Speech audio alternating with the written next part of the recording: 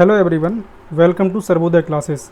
Sarvodaya classes में आप सभी का स्वागत है। जैसा कि आप सभी लोगों को मालूम होगा कि आज यानी 23 जुलाई 2024 को साल 2024-25 के लिए बजट प्रस्तुत किया गया है, राइट।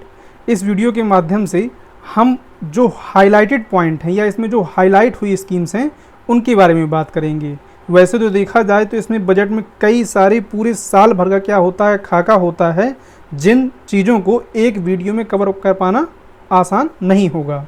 फिलहाल हम यहाँ पर उन हाईलाइट पॉइंट्स के बारे में बात करेंगे जो इस बजट में प्रावधान किए गए हैं और जो लार्ज नंबर ऑफ पीपल को अफेक्ट करने वाली है, राइट। तो जैसा कि मैंने आपको बताया कि जो वित्त मंत्री हैं फाइनेंस मिनिस्टर निर्मला सीतारमण जी के द्वारा 7वीं बार लगातार क्या है ये बजट प्रस्तुत किया गया है। 6 बार देखा जाए तो पूर्ण बजट और 1 बार जो पीछे किया गया था इसी साल वो अंतरिम बजट था, राइट।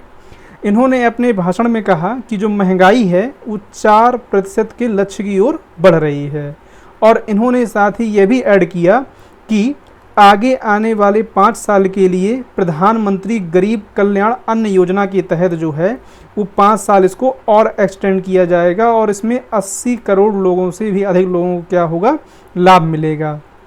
इसके अलावा अगर इस पूरे बजट के हाइलाइट्स की बात करें हम लोग तो इसमें सबसे ज़्यादा जो पलड़ा भारी रहा वो बिहार और आंध्र प्रदेश स्टेट को यहाँ पर लाल चंक देखने को मिला है।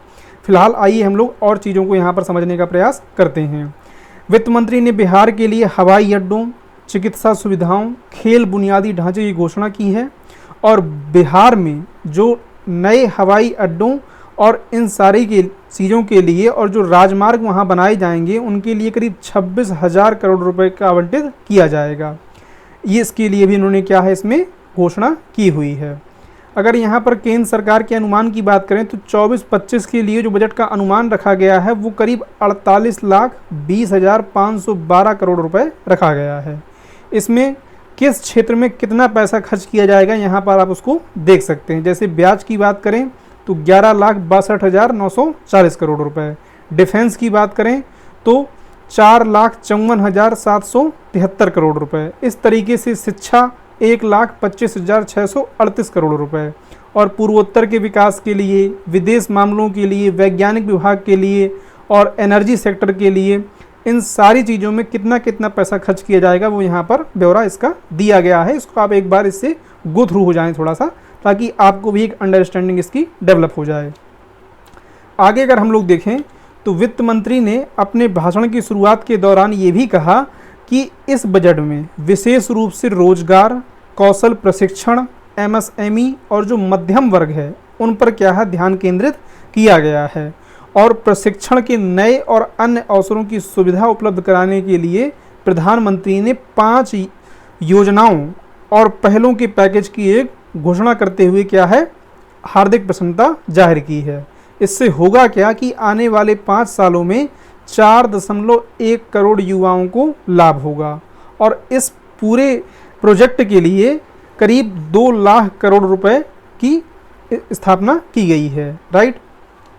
और इन्होंने आगे ऐड करते हुए ये भी कहा कि जो बजट है इसकी जो प्राथमिकताएं हैं वो 4 डायमेंशनल होंगी, यानी कि हर सेक्टर में इसको ध्यान रखा जाएगा और जो 9 क्षेत्र हैं यानी कि इन 9 क्षेत्रों के अंतर्गत ही पूरा इसका प्रावधान किया गया है, जिसमें कृषि क्षेत्र में उत्पादकता और लचीलापन, विनिर्माण एवं सेवाएं, अवसंरचना, रोजगार एवं कौशल, शहरी विकास, नवाचार अनुसंधान एवं विकास, ऊर्जा संरक्षण, नई पीढ़ी के सुधार और समावेशी मानव संसाधन विकास एवं सामाजिक न्याय। इन 9 सेक्टर्स के अंतर्गत ही क्या है जो पूरा का पैसा है उसको इन्वेस्ट किया जाएगा और चीज़ों को सुधार करने के लिए इसमें प्रयास किए जाएंगे, राइट। अमृतसर कोलकाता औद्योगिक गलियारा से लेकर के यहाँ पर औद्योगिक विकास केंद्र का भी स्थापना की जाएगी। और जो मैंने पीछे जिक्र किया कि बिहार के लिए जो 26,000 करोड़ जो सड़कों के लिए प्रोजेक्ट लाया गया है उसके तहत पटना पूर्णिया एक्सप्रेसवे, बक्सर भागलपुर एक्सप्रेसवे, बोधगया राजगीर वैशाली और दरभंगा में सड़कों के काम में तेजी लाई जाएगी। बक्सर में गंगा नदी पर 2 लेन वाला नया पुल बनाया जाएगा। इसके अलावा जो नेक्स्ट है यानी कि 15,000 करोड़ रुपए का प्रावधान जो आंध्र प्रदेश पुनर्गठन अधिनियम 1956 है उसकी भी आर्थिक सहायता के लिए प्रावधान यहाँ पर किया गया है। राइट।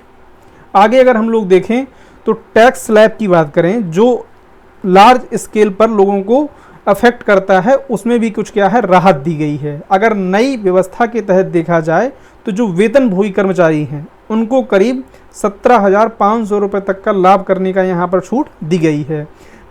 0 से लेकर के 3 लाख रुपए तक के टैक्स स्लैब में आने वाले व्यक्ति को यहाँ पर शून्य टैक्स पे करना होगा।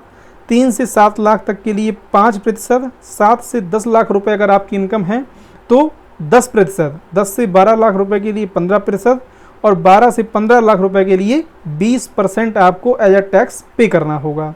साथ ही 15 लाख रुपए से अगर आप अधिक अर्न करते हैं तो यहाँ पर आपको 30% आपको टैक्स पे करना होगा। राइट। और जो कर्मचारी हैं, वेतनभोगी कर्मचारी हैं, उनके जो स्टैंडर्ड डिडक्शन होता है उसको भी 50,000 से बढ़ा करके यहाँ पर 75,000 रुपये करने का प्रावधान किया गया है। और साथ ही अगर हम लोग बात करें तो जो पेंशन भोगी हैं उनके लिए पारिवारिक पेंशन कटौती को 15,000 रुपये से बढ़ाकर 25,000 रुपये करने का भी प्रस्ताव इसमें रखा गया है। आगे अगर हम लोग और बात करें तो NPS वात्सल्य नाम की क्या है, एक योजना शुरू की जाएगी। इसमें होगा क्या कि जो अल्पवयस्क हैं उनके माता पिता या उनके अभिभावक उसमें योगदान करेंगे और जब ये वयस्क हो जाएंगे तब वो इस NPS खाते को सामान्य खाते में बदला जा सकेगा, जिससे क्या है वो अपने आगे के लिए चीज़ों को अर्न कर पाएंगे उसके ज़रिए। राइट। या उनको सहायता प्रदान की जा सकेगी। इसके अलावा अगर हम लोग देखें तो इस बजट में प्रधानमंत्री जनजातीय उन्नत ग्राम अभियान भी स्टार्ट करने के लिए कहा गया है। इससे होगा क्या कि जो आदिवासी समुदाय है या जनजातीय समुदाय है उनके सामाजिक और आर्थिक स्थिति में सुधार करने के लिए जनजातीय उन्नत ग्राम अभियान शुरू किया जाएगा।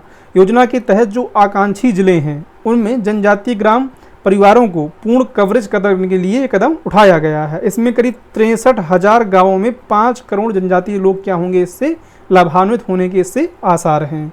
राइट। आयकर अधिनियम जो है 1961 उसको भी क्या है सरल बनाने के लिए और उसको समझने के लिए भी इसमें एक एंगल रखा गया है और ये कहा गया है कि इसमें भी क्या है बहुत सारे बदलाव किए जाएंगे, जिससे क्या है इसको सामान्य व्यक्ति भी इसको समझ सके। राइट। और कुछ वित्तीय परिसंपत्तियों के संबंध में जो लघु अवधि के लाभ होते हैं उनमें 20% की दर से लगेगा जो टैक्स होगा, और जो सभी वित्तीय और गैर वित्तीय परिसंपत्तियां हैं उन पर 12.5% टैक्स जो है लगेगा। राइट।